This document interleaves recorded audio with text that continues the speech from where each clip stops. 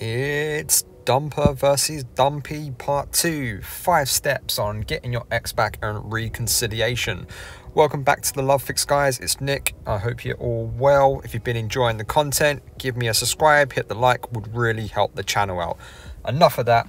Let's get into it. Now, let's address the elephant in the room before we go any further.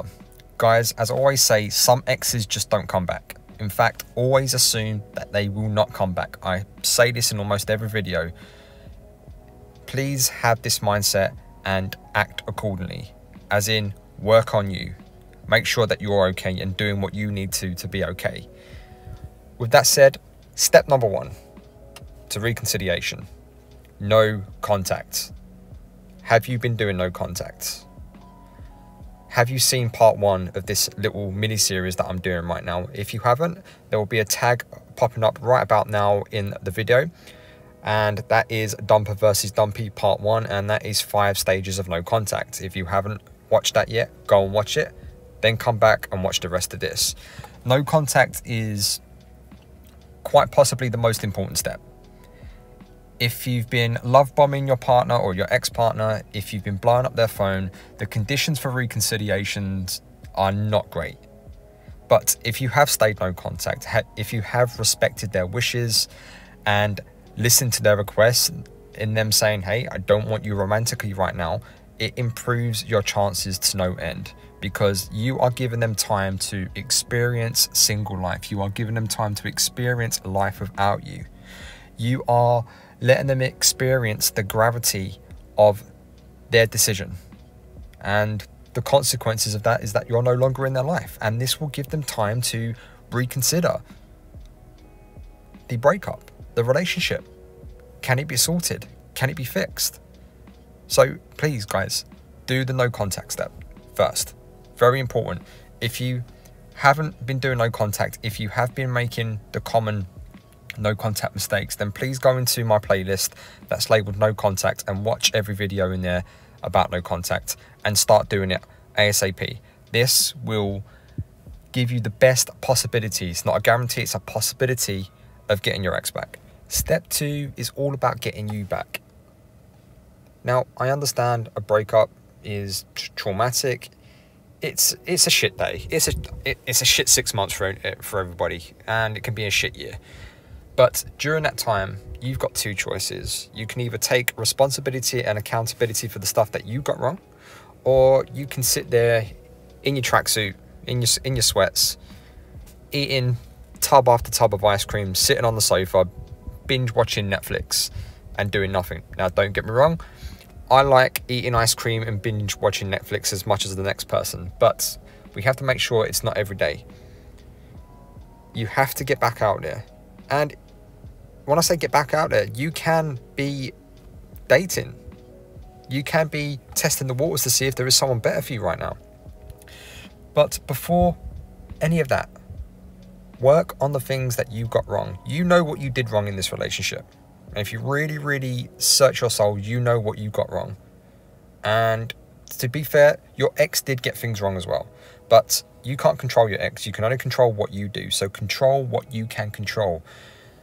Go to therapy. Practice mindfulness, meditation, exercise, new hobbies, meeting new people, buying new clothes, get a new look, put some muscle on, lose some weight. The fact is, you need to be a better version of you. You need to be better than the person that your ex left. Okay? They left because they were no longer emotionally attracted to you anymore. This is why they left. And now there could be 1,000 reasons why they lost emotional attraction for you. But if you do not address those reasons, if you do not level up, if you do not improve and show your ex that you are capable of listening, you are capable of learning, you are capable of compromise, and you are capable of growing, they won't come back. Or they may consider coming back, but then they just see, oh, well, he's just sitting there, she's just sitting there watching Netflix, eating ice cream all day. I don't want any part of that. So get your shit together and level up. And moving on to step 3, and this one is critical.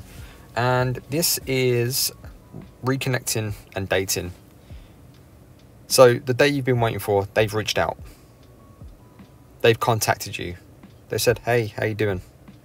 And hopefully you've responded to their level and mimicked them and said, hey, how you doing? I'm good. How are you? And the conversation has moved on from there. They're considering reconciliation. Maybe they've told you, hey, I made a mistake. Let's go and have a coffee. Everything you've done to this point has been working. You've done no contact. You got yourself back. So it's very, very important here that you show your ex that you're still you, but you've upgraded, you've leveled up. So reconnecting and dating is very important here. And if you do get to this point and you do go on a date, have fun. Don't talk about the relationship unless they bring it up. Don't talk about your feelings unless they bring it up. Show them what a fun person you are. Show them what they've been missing out on. Show them that you've got the capacity to grow and learn and to adapt and to compromise and to be everything that they want without losing yourself. So this step is very, very crucial. And I've seen so many times where people have actually got to this stage and they've just messed it up because they start love bombing them. They say, I miss you, I love you, I'm going to do this, this and this, I'll give you the world. Stop. Go and have the date. Have fun.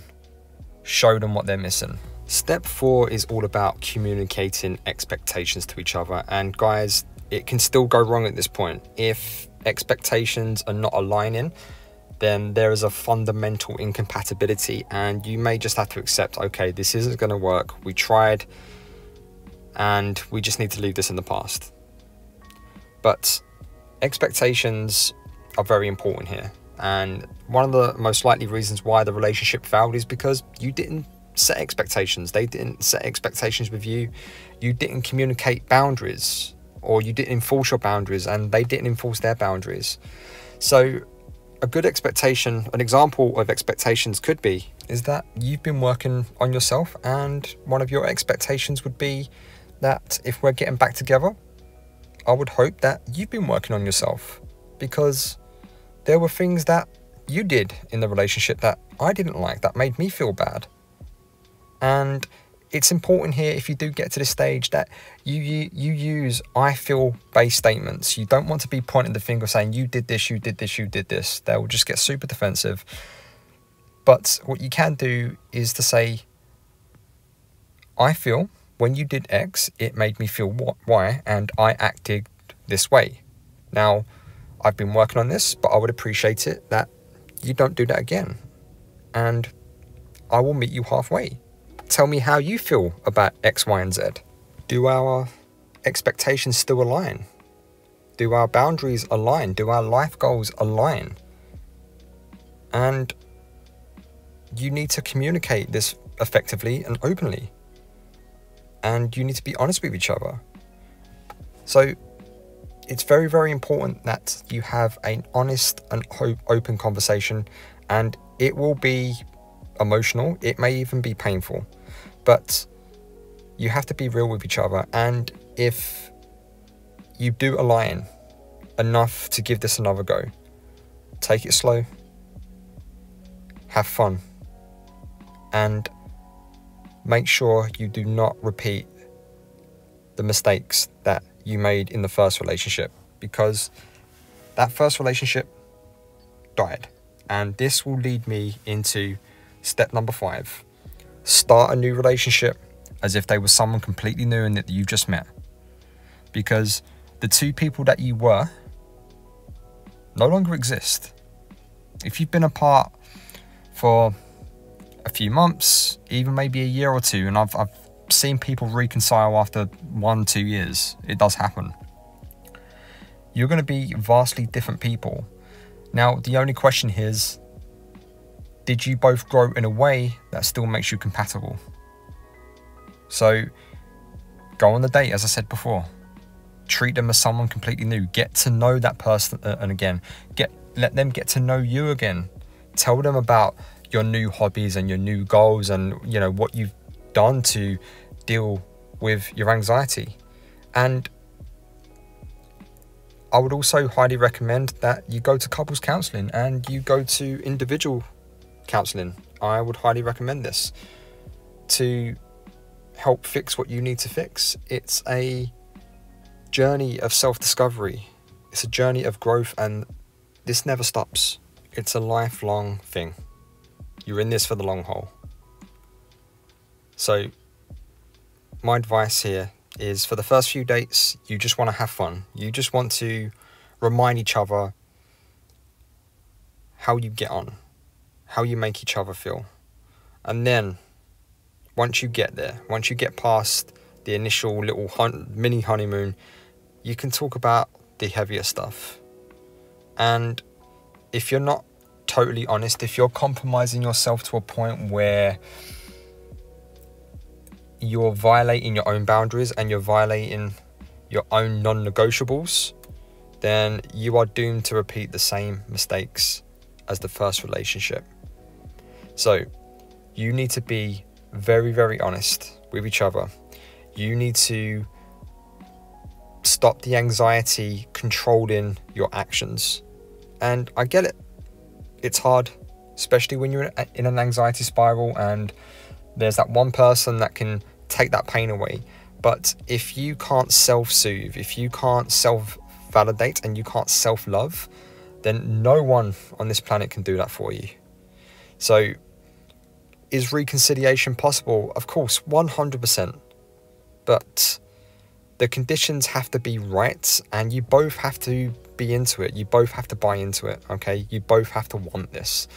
If one of you is still like, oh, I'm not too sure, I don't know, I'm just too different now, I feel different, then my friends, it's time to bury this once and for all and let it rest in peace. But before you get to that point, I would hope that you've done everything that you need to do to get this right, or to the best of your ability. And you need to talk about what you got wrong. You need to ask your partner what you did wrong, and you need to tell them what they did wrong. It's a two-way street. So always remember, guys, your partner is not there to fix you. They're not there to make you feel better, but they should be your best friend, and they should be your chief support, and they should enhance your life. In other words, you should already be happy, and they are enhancing your happiness, not making your entire happiness, because it will be doomed to fail. That's all for today, guys. I hope this has been helpful. As always, I'll see you on the other side.